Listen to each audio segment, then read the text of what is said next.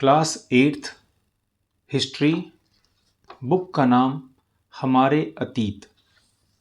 Chapter 1 कैसे, कब और कहाँ। तारीखें कितनी महत्वपूर्ण होती हैं। एक वक्त था जब इतिहासकार तारीखों के जादू में ही खोए रहते थे। कब किस राजा की ताजपोशी हुई, कब कौन सा युद्ध हुआ, इन्हीं तारीखों पर गर्मा गर्म बहसें चलती थी। आम समझ के हिसाब से इतिहास को तारीखों का पर्याय माना जाता था। आपने भी लोगों को यह कहते हुए सुना होगा, इतिहास तो बहुत उबाऊ है भाई, बस तारीखें रटते चले जाओ। क्या इतिहास के बारे में यह धारणा सही है? इसमें कोई शक नहीं है कि इतिहास अलग अलग समय पर आने वाले बदलावों के बारे में ही होता है। इसका संबंध इस बात से है कि अतीत में चीजें किस तरह की थीं और उनमें क्या बदलाव आए हैं। जैसे ही हम अतीत और वर्तमान की तुलना करते हैं, हम समय का जिक्र करने लगते हैं। हम पहले और बाद में की बात करने लगते हैं। रोजमर्रा की जिंदगी में हम अपने आसपास की चीजों पर हमेशा ऐतिहासिक सवाल नहीं उठाते। हम चीजों को स्वाभाविक मानकर चलते हैं, मानो जो कुछ हमें दिख रहा है वो हमेशा से ऐसा ही रहा हो। लेकिन हम सबके सामने कभी कभी अचंभे के क्षण आते हैं। कई बार हम उत्सुक हो जाते हैं और ऐसे सवाल पूछते हैं जो वाकई ऐतिहासिक होते हैं। किसी व्यक्ति को सड़क किनारे चाय के घूंट भरते देखकर आप इस बात पर हैरान हो सकते हैं कि चाय या कॉफी पीने का चलन शुरू कब से हुआ होगा। रेलगाड़ी की खिड़की से बाहर झांकते हुए आपके जेहन में यह सवाल उठ सकता है कि रेलवे का निर्माण कब हुआ। रेलगाड़ी के आने से पहले लोग दूर दूर की यात्रा किस तरह कर पाते थे। सुबह सुबह अखबार पढ़ते हुए आप यह जानने के लिए उत्सुक हो सकते हैं कि जिस जमाने में अखबार नहीं छपते थे, उस समय लोगों को चीजों की जानकारी कैसे मिलती थी। ये सारे ऐतिहासिक सवाल हमें समय के बारे में सोचने के लिए प्रेरित कर देता है। समय को हमेशा साल या महीनों के पैमाने पर ही नहीं देखा जा सकता। कई बार ऐसी प्रक्रियाओं के लिए कोई तारीख तय करना वाकई गलत होता है, जो एक लंबे समय तक चलती रहती है। भारत में लोगों ने अचानक एक दिन सुबह सवेरे चाय पीना शुरू नहीं कर दिया था। इसका स्वाद धीरे धीरे ही उनकी जबान पर चढ़ा था। इस तरह की प्रक्रियाओं के लिए कोई स्पष्ट तिथि नहीं हो सकती। इसी तरह हम ब्रिटिश शासन की स्थापना के लिए भी कोई एक तिथि नहीं बता सकते। राष्ट्रीय आंदोलन किस दिन शुरू हुआ या अर्थव्यवस्था या समाज में किस दिन बदलाव आए, यह बताना भी संभव नहीं है। ये सारी चीजें एक लंबे समय में घटती है। ऐसे में हम सिर्फ एक अवधि की ही बात कर सकते हैं। एक लगभग सही अवधि के बारे में बता सकते हैं जब वे खास बदलाव दिखाई देने शुरू हुए होंगे। तो फिर लोग इतिहास को तारीखों से जोड़कर क्यों देखते हैं? इस जुड़ाव की एक वजह है। एक समय था जब युद्ध में बड़ी बड़ी घटनाओं के ब्यौरों को ही इतिहास माना जाता था। यह इतिहास राजा महाराजाओं और उनकी नीतियों के बारे में होता था। इतिहासकार यह लिखते थे कि कौन से साल राजा को ताज पहनाया गया, किस साल उसका विवाह हुआ, किस साल उसके घर में बच्चा पैदा हुआ, कौन से साल उसने कौन सी लड़ाई लड़ी, वह कब मरा और उसके बाद कब कौन सा शासक गद्दी पर बैठा। इस तरह की घटनाओं के लिए निश्चित तिथि बताई जा सकती है और इस तरह के इतिहासों में तिथियों का महत्व बना रहता है।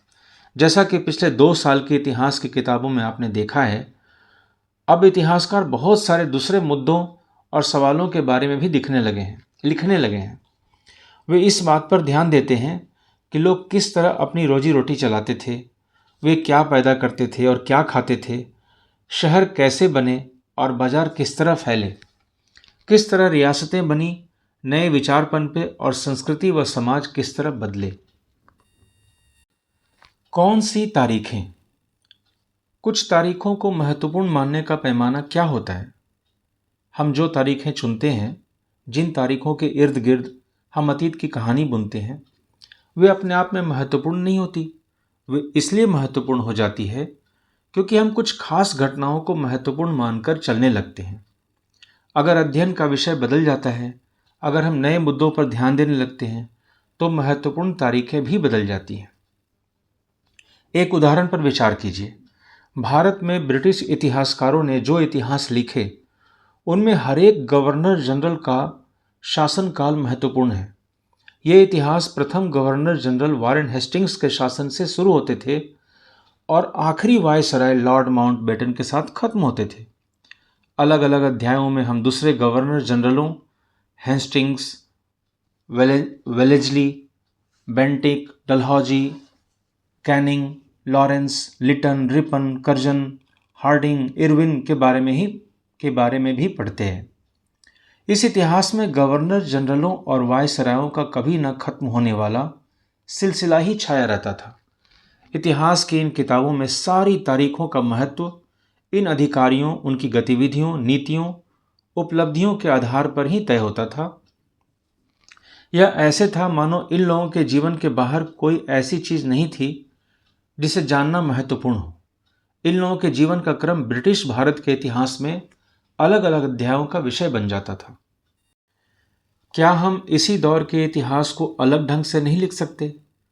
गवर्नर जनरलों के इस इतिहास के चौखटे में हम भारतीय समाज के विभिन्न समूहों और वर्गों की गतिविधियों पर किस तरह ध्यान दे सकते हैं? जब हम इतिहास या कोई कहानी लिखते हैं तो उसे टुकड़ों या अध्यायों में बांट देते हैं। हम ऐसा क्यों करते हैं? ऐसा इसलिए किया जाता है ताकि हर अध्याय में कुछ सामंजस्य रहे। इसका मकसद कहानी को इस तरह सामने लाना होता है कि उसे आसानी से समझा जा सके और याद रखा जा सके।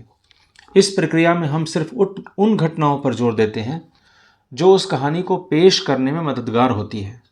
जो इतिहास गवर्नर जनरलों के जीवन के इर्द गिर्द चलता है, उसमें भारतीयों की गतिविधियां कोई मायने नहीं रखती, उनके लिए वहां कोई जगह नहीं होती। तो फिर क्या किया जाए? जाहिर है, हमें अपने इतिहास का एक अलग खाका बनाना पड़ेगा। इसका मतलब यह है कि अब तक जिन तिथियों को महत्व दिया जा रहा था, वे महत्वपूर्ण नहीं रहेंगी। हमारे लिए नई तिथियां महत्वपूर्ण हो जाएंगी। चित्र 1। ब्राह्मण ब्रिटेनिया को शास्त्र भेंट कर रहे हैं। जेम्स रेनेल द्वारा तैयार किए गए पहले नक्शे का आवरण चित्र 1782। रॉबर्ट क्लाइव ने रेनेल को हिंदुस्तान के नक्शे तैयार करने का काम सौंपा था। भारत पर अंग्रेजों की विजय के समर्थक रेनेल को वर्चस्व स्थापित करने की प्रक्रिया में नक्शे तैयार करना बहुत महत्वपूर्ण लगता था। इस तस्वीर में दिखाया गया है कि भारत के लोग स्वेच्छापूर्वक अपने प्राचीन पवित्र ग्रंथ ब्रिटिश सत्ता की प्रतीक ब्रिटेनिया को सौंप रहे हैं, मानो वे उसे भारतीय संस्कृति की रक्षा के लिए आने का आग्रह कर रहे हों। चित्र 2। विज्ञापनों से भी पसंद नापसंद तय होती है। पुराने विज्ञापनों से हमें यह समझने में मदद मिलती है कि नए उत्पादों के लिए बाजार किस तरह तैयार हुए और किस तरह नई रुचियां चलन में आई। 1922 में लिप्टन चाय के लिए तैयार किया गया यह विज्ञापन इस बात की ओर संकेत करता है कि दुनिया भर के शाही लोग यही चाय पीते हैं। इस तस्वीर में पीछे की तरफ एक भारतीय महल दिखाई दे रहा है, जबकि अगले हिस्से में ब्रिटेन की रानी विक्टोरिया का तीसरा बेटा राजकुमार आर्थर घोड़े पर बैठा हुआ है। राजकुमार आर्थर को ड्यूक ऑफ कनॉट की पदवी दी गई थी। हम अवधियां कैसे तय करते हैं? 1817 में स्कॉटलैंड के अर्थशास्त्री और राजनीतिक दार्शनिक जेम्स मिल ने 3 विशाल खंडों में a history of British India, British Bharat का इतिहास नामक एक किताब लिखी। इस किताब में उन्होंने भारत के इतिहास को हिंदू, मुस्लिम और ब्रिटिश इन 3 कालखंडों में बांटा था। कालखंडों के इस निर्धारण को ज़्यादातर लोगों ने मान भी लिया। क्या आपको भारतीय इतिहास को समझने के इस तरीके में कोई समस्या दिखाई देती है? इतिहास को हम अलग अलग कालखंडों में बांटने की कोशिश क्यों करते हैं? इसकी भी एक वजह है। हम एक दौर की खासियतों, उसके केंद्रीय तत्वों को पकड़ने की कोशिश करते हैं। इसीलिए ऐसे शब्द महत्वपूर्ण हो जाते हैं जिनके सहारे हम समय को बांटते हैं।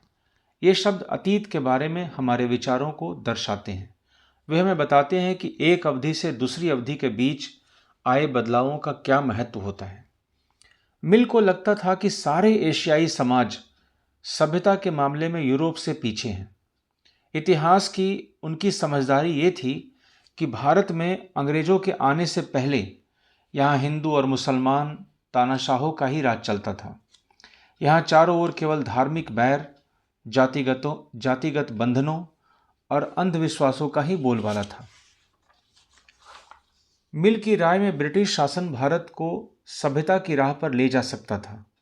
इस काम के लिए जरूरी था कि भारत में यूरोपीय शिष्टाचार, कला, संस्थानों और कानूनों को लागू किया जाए।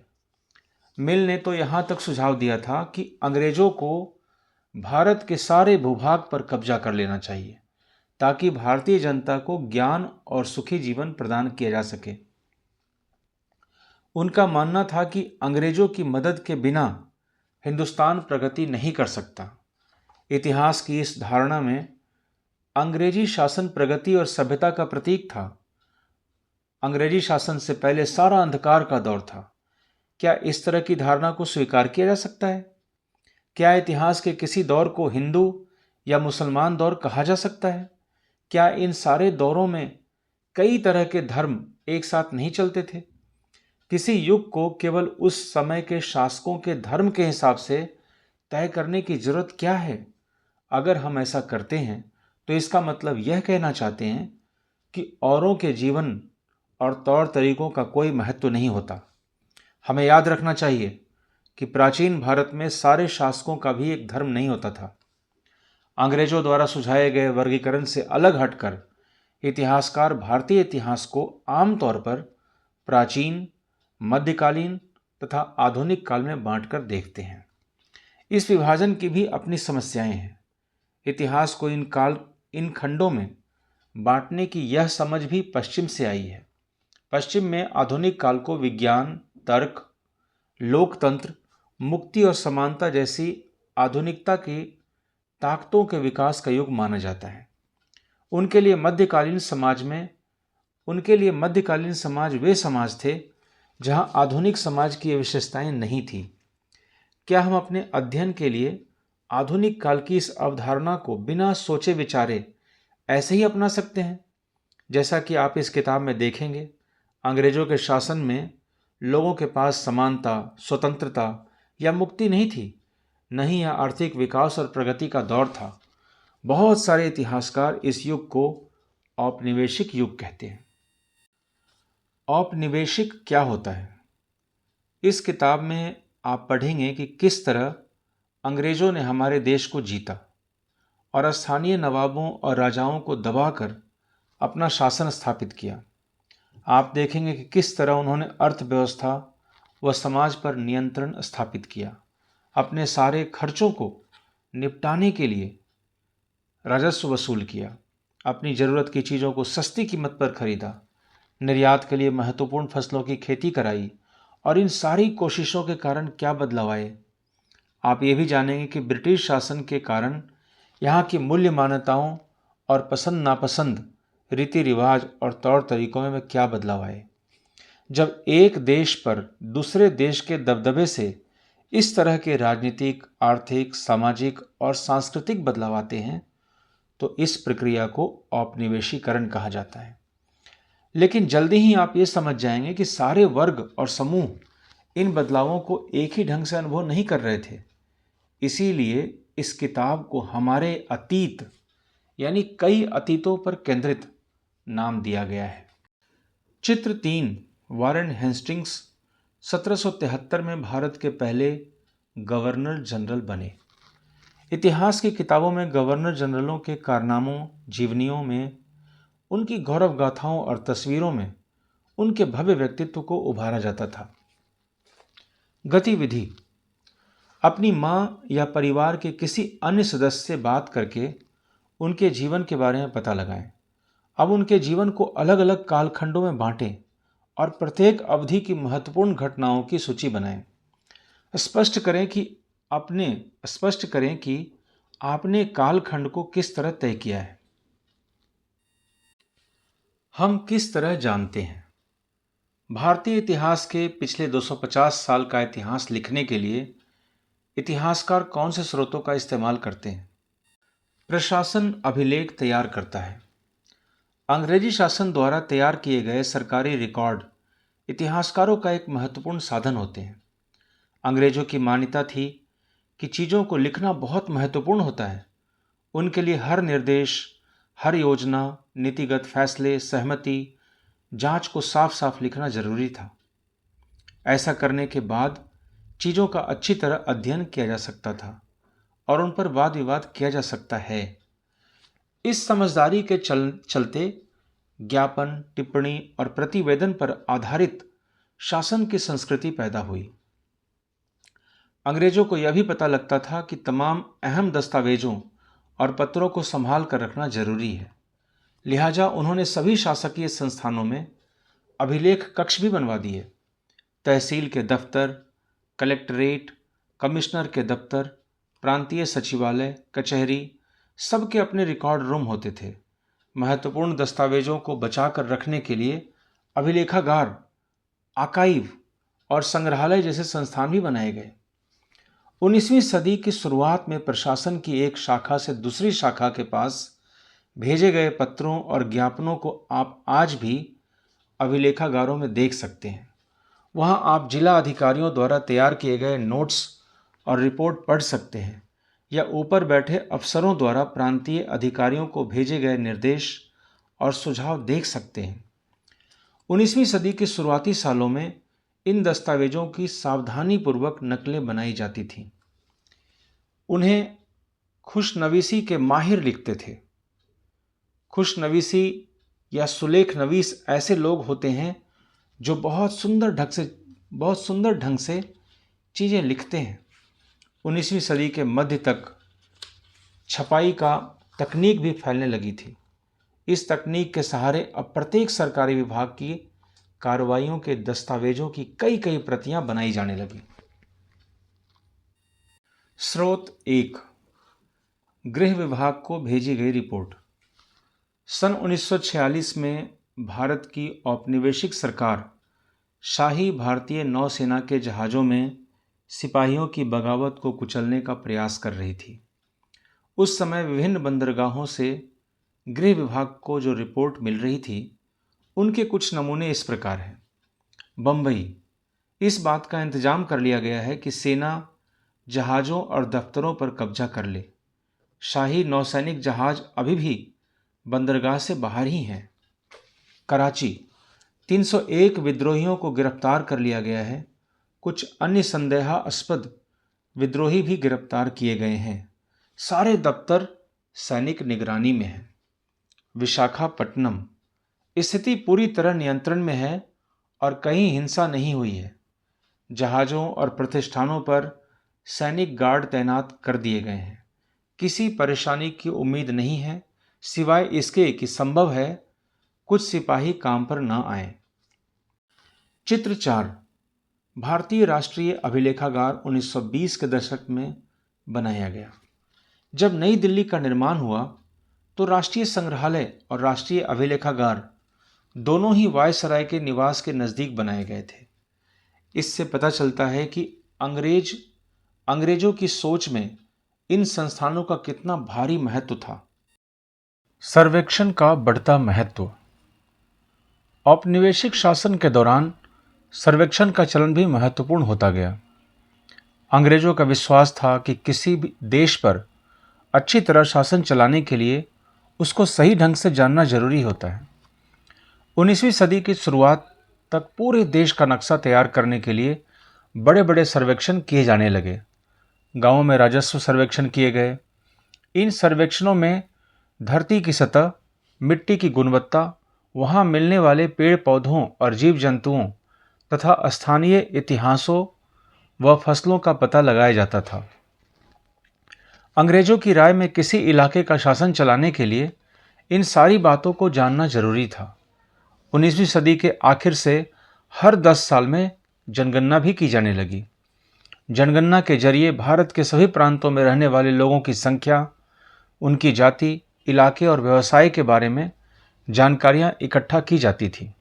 इसके अलावा वानस्पतिक सर्वेक्षण, प्राणी वैज्ञानिक सर्वेक्षण, पुरातात्वीय सर्वेक्षण, मानव शास्त्रीय सर्वेक्षण, वन सर्वेक्षण आदि कई दूसरे सर्वेक्षण भी किए जाते थे। अधिकृत रिकॉर्ड से क्या पता नहीं चलता। रिकॉर्ड्स के इस विशाल भंडार से हम बहुत कुछ पता लगा सकते हैं, फिर भी इस बात को नज़रअंदाज नहीं किया जा सकता कि ये सारे सरकारी रिकॉर्ड हैं। इनसे हमें यही पता चलता है कि सरकारी अफसर क्या सोचते थे, उनकी दिलचस्पी किन चीज़ों में थी और बाद के लिए वे किन चीज़ों को बचाए रखना चाहते थे। इन रिकॉर्ड से हमें ये समझने में हमेशा मदद नहीं मिलती कि देश के दूसरे लोग क्या महसूस करते थे और उनकी कार्रवाइयों की क्या वजह थी। इन बातों को जानने के लिए हमें कहीं और देखना होगा। जब हम ऐसे दूसरे स्रोतों की तलाश में निकलते हैं तो उनकी भी कोई कमी नहीं रहती, लेकिन सरकारी रिकॉर्ड्स के मुकाबले उन्हें ढूंढना जरा मुश्किल साबित होता है। इस लिहाज से लोगों की डायरियाँ, तीर्थ यात्राओं और यात्रियों के संस्मरण, महत्वपूर्ण लोगों की आत्मकथाएं और स्थानीय बाजारों में बिकने वाली लोकप्रिय पुस्तिकाएं महत्वपूर्ण हो जाती हैं। जैसे जैसे छपाई की तकनीक फैली, अखबार छपने लगे और विभिन्न मुद्दों पर जनता में बहस भी होने लगी, नेताओं और सुधारकों ने अपने विचारों को फैलाने के लिए लिखा। कवियों और उपन्यासकारों ने अपनी भावनाओं को व्यक्त करने के लिए लिखा। लेकिन ये सारे स्रोत उन लोगों ने रचे हैं जो पढ़ना लिखना जानते थे। इनसे हम यह पता नहीं लगा सकते कि आदिवासी और किसान, खदानों में काम करने वाले मजदूर या सड़कों पर जिंदगी गुजारने वाले गरीब किस तरह के अनुभवों से गुजर रहे थे। अगर हम थोड़ी और कोशिश करें तो हम इस बारे में भी जान सकते हैं। जैसे जैसे आप इस किताब में आगे बढ़ेंगे, आपको यह बात समझ में आने लगेगी। चित्र 5, शरीफे का पौधा। 1770 का दशक। अंग्रेजों द्वारा बनाए गए वानस्पतिक उद्यान और प्राकृतिक इतिहास के संग्रहालयों में विभिन्न पौधों के नमूने और उनसे संबंधित जानकारियां इकट्ठा की जाती थी। इन नमूनों के चित्र स्थानीय कलाकारों से बनवाए जाते थे। अब इतिहासकार इस बात पर ध्यान दे रहे हैं कि इस तरह की जानकारी किस तरह इकट्ठा की जाती थी और इससे उपनिवेशवाद के बारे में क्या पता चलता है। चित्र 6, बंगाल में मानचित्रण और सर्वेक्षण कार्य चल रहा है। जेम्स प्रिंसेप द्वारा बनाई गई तस्वीर 1832।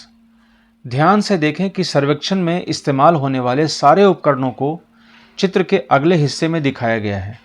चित्रकार इस परियोजना के वैज्ञानिक स्वरूप पर खास तौर से जोर देना चाहता है। स्रोत 2, इंसानों के खाने के लायक नहीं है। अखबारों से देश के विभिन्न विभागों में चल रहे आंदोलनों का पता चलता है। यहाँ 1946 में हुई पुलिस की एक हड़ताल की खबर दी गई है।